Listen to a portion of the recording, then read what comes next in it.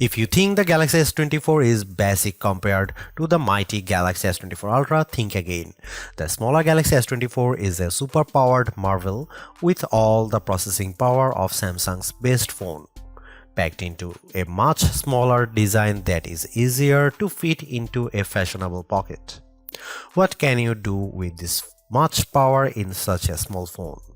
You can use the new AI tools from Samsung and Google, including the cool circle to search that easily answers the question, "Hey, what's that?" Whether you are looking at a web page, a YouTube video, or even a photo you just took. You also get the Samsung Galaxy AI translation that work like magic, changing your words into a foreign tongue and letting you understand somebody across the language barrier. You can also play games, obviously, and the Galaxy S24 is a gaming powerhouse made better by its take-anywhere size. This phone easily beats the iPhone 15 in inside-by-inside gaming tests, and it approaches pro power in terms of processing and productivity. It can even run Samsung DeX, the desktop environment that makes your phone work like a real computer when you plug in a keyboard, monitor, and mouse. While Apple screams on the CPU in its iPhone 15 and 15 Plus, giving those phones last year's processor, Samsung endows every Galaxy S24 phones with the same Qualcomm Snapdragon 8 Gen 3 chipset, at least in the US. Elsewhere, this phone and the Galaxy S24 Plus might use the Samsung Semiconductor Exynos 2400 chipset, and we'll be testing that model shortly, but we expect performance will be similar no matter where you buy the S24 and S24 Plus. The result is a phone that not only runs fast but also runs a long time, as we have seen great battery performance from phones with the latest Snapdragon on board. In battery life, the Galaxy S24 easily beats competitors at this size and price, lasting hours longer than the iPhone 15 or Pixel 8. The Galaxy S24 has a display that can crank out terrific brightness, though it isn't brightest or the sharpest display you will find. I had no complaints, even though I need to wear my reading glasses to read fine print at the highest resolution setting on the Galaxy S24. The display looks brilliant no matter how bright or dim it was set. For cameras, the Galaxy S24 can't compete with the Galaxy S24 Ultra, a phone that costs $500 more in the US, but it has the specs and features to take on the latest Pixel, and iPhone 15 fans should be jealous of the real 3x zoom lens that the Galaxy offers. There is no optical zoom on the iPhone 15, and once again Samsung wins with versatility, if not pure image quality. Samsung needs to prune its features and simplify, especially if it wants to win over iPhone fans someday. The iPhone 15 doesn't make you dig through 3 layers of settings to find the coolest new features. It just works. Samsung needs to just work a lot more on its software, because the Galaxy gets harder to use every year. Soon it will be too far gone. If you want more battery life, more versatility, and some seriously powerful productivity features, the Samsung Galaxy S24 is the right choice. If you don't care about all the extras and just want a phone that nails the basics, there are simpler and more elegant options available from Apple and Google, but Samsung gives you a sense of the possibilities that are coming in the future. You just have to drag the phone out of the past to find it. The Galaxy S24 is priced as expected, and it's a bit less expensive in the UK than last year's phone. You still get the same 128GB of storage, except in Australia, where Samsung starts this phone at 256GB and offers a higher capacity 512GB model. The extra storage is worth buying, since the cameras on the S24 are good enough that you could fill it up with photos and videos. Samsung always seems to have deals available for Galaxy S phones, whether that's doubling the storage for free or offering a bonus on your trade. In the US, Samsung will give you at least $100 for any phone you trade, which effectively knocks the price to $699 for almost everybody. At that price, the Galaxy S24 is a bit cheaper than the Apple's iPhone 15 and closer to the Google Pixel 8 or OnePlus 12 with a similar trade offer. Unless you are a serious camera hound or you want a much bigger display, there is no reason to spring for the Galaxy S24 Ultra instead. It's a massive price jump that doesn't equate to a big performance boost. Sure, the Ultra is a bigger phone with a bigger battery inside, so it lasts a bit longer, but otherwise performance is very similar when you are playing games or running intense apps like Adobe Lightroom or photo editing. The Galaxy S24 is a great value compared to the competition at this price. It's far more powerful than the Google Pixel 8, and though both phones come with a promise of 7 years of Android updates, it's easier to envision the Galaxy S24 lasting until 2031, while I can't imagine a Pixel 8 that's capable of anything in 7 years. Compared to the iPhone 15, you certainly get a lot more with the Galaxy S24, including a real zoom lens and a much bigger battery, but the experience is entirely different. Apple phones work best when you know more people with Apple phones, so if all of your friends are on iPhone, it may be worth getting a phone with iOS 17 so you can name drop and blue bubble all you like. Apple phones also tend to hold their value better than Android phones, so that gap is closing every year. The Galaxy S24 may be the base model of the family, but it's no slouch in the terms of specs. It has the same Snapdragon 8 Gen 3 processor that makes the Galaxy S24 Ultra blazing fast, and it has more camera option and a bigger battery than a comparable iPhone 15. The display is also better than other phone size. It's brighter than even the Pixel 8, with better color accuracy as well. The Samsung pendulum sways back and forth between copying Apple and striking out on its own. This year, the Galaxy S24 is much closer to the iPhone 15 design than it has been in many years, while the S24 Ultra looks just a bit more unique. It's the curve at the corners of the display that really bring home the similarity. The Galaxy S24, like an iPhone, is well-rounded at the corners, while the S24 Ultra is all right angles. This is not a terrible thing, it just isn't very unique. At least Samsung has some nice colors this year. My review unit came in the cobalt violet color, which is very pretty but a little sad, like the stormy purple Apple once used on its iPhone. More vibrant are the sandstone orange and amber yellow options. I wish they were a bit more saturated and prime, but they do look natural with a nice matte finish and texture to the back glass.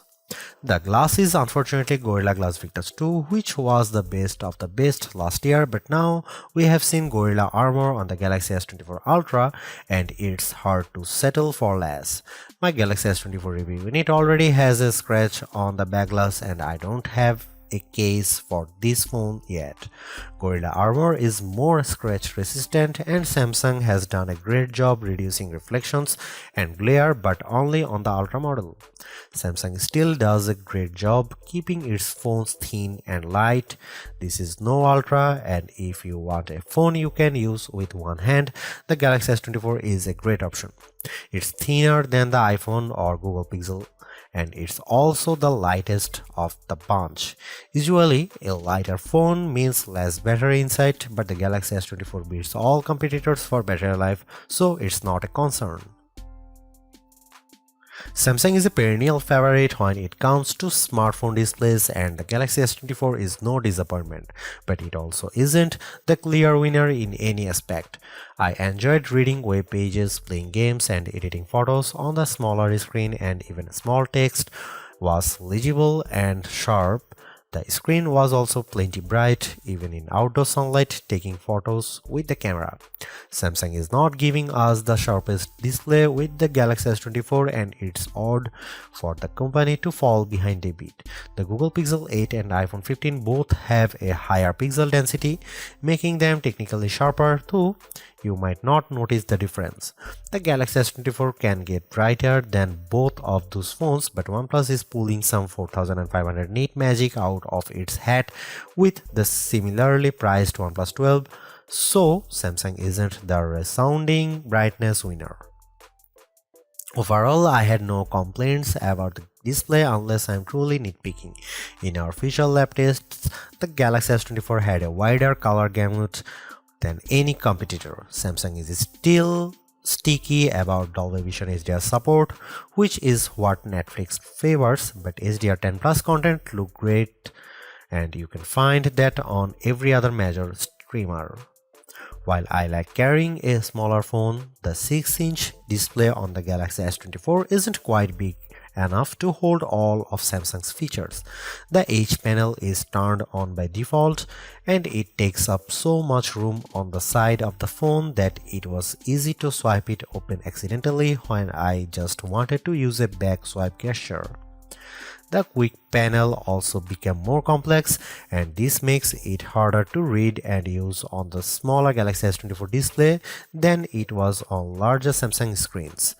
Overall, more software simplicity would help show off that screen instead of bogging it down with icons and menu clutter.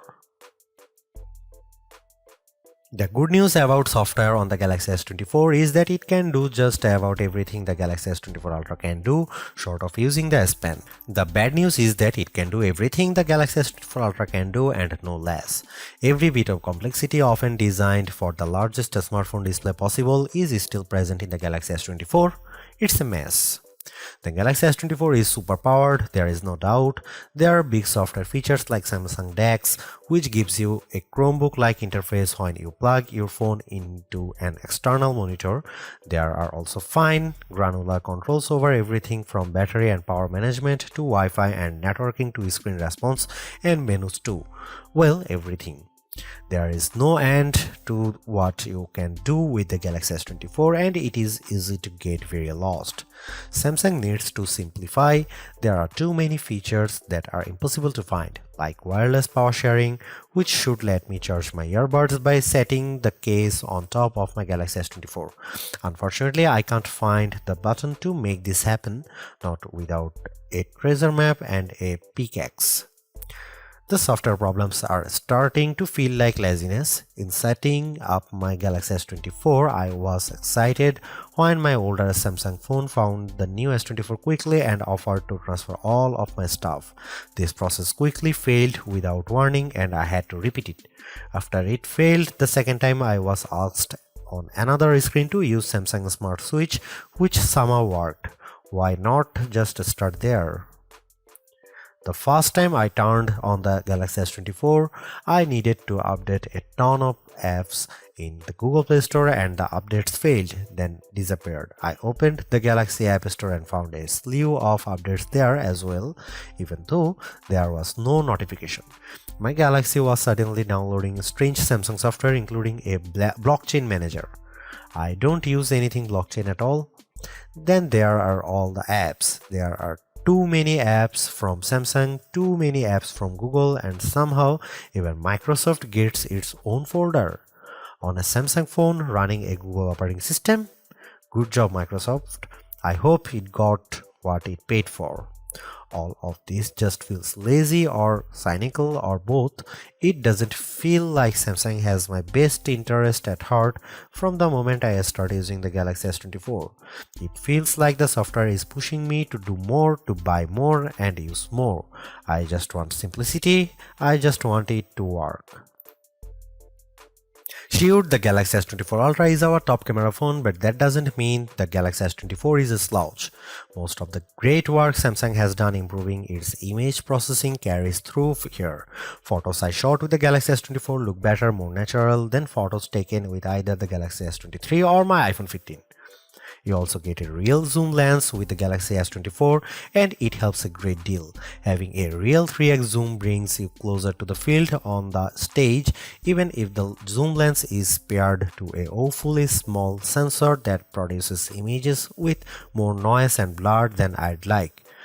No matter, neither the Pixel 8 nor the iPhone 15 has optical zoom around back, and real zoom is always better than digital zoom, all things being equal. You might occasionally get better shots from the main camera on the iPhone 15 and the Google Pixel 8 does a better job with low light images, but the Samsung Galaxy S24 is much more versatile.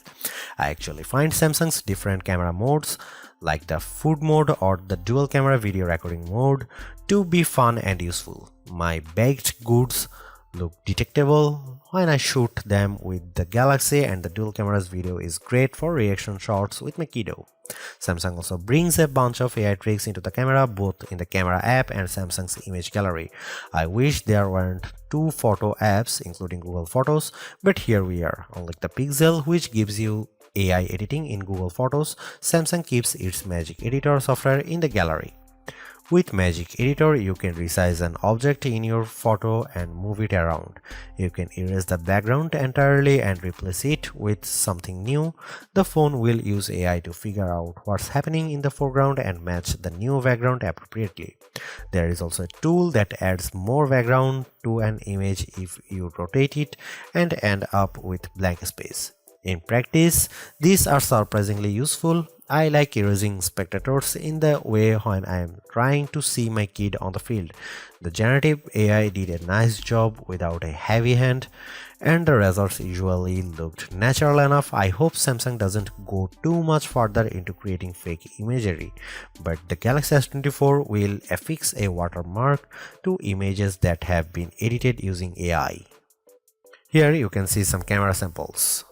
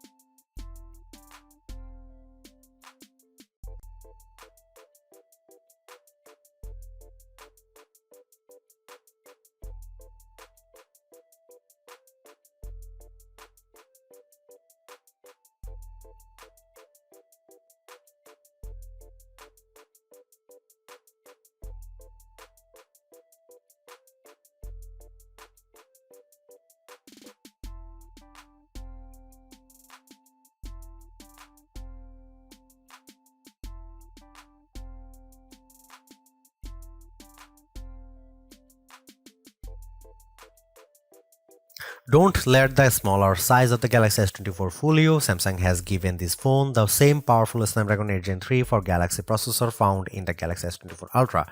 It's even overclocked a bit compared to the same processor in competitors' phones like the OnePlus 12, so it will outperform any other Android you will find and any iPhone 15 that isn't a Pro model. What can you do with that performance? You can play games like Call of Duty Mobile at the highest settings and still hit 60 FPS. You can run Adobe Lightroom and watch your photo edits happens in real time as you move the sliders. You can run Samsung DeX and open multiple windows on your monitor simultaneously. There's a ton of power packed into this phone.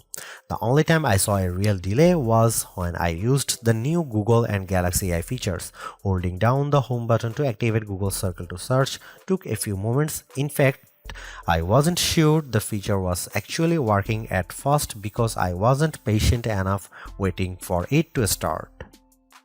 Using Samsung's Galaxy AI features caused a similar delay.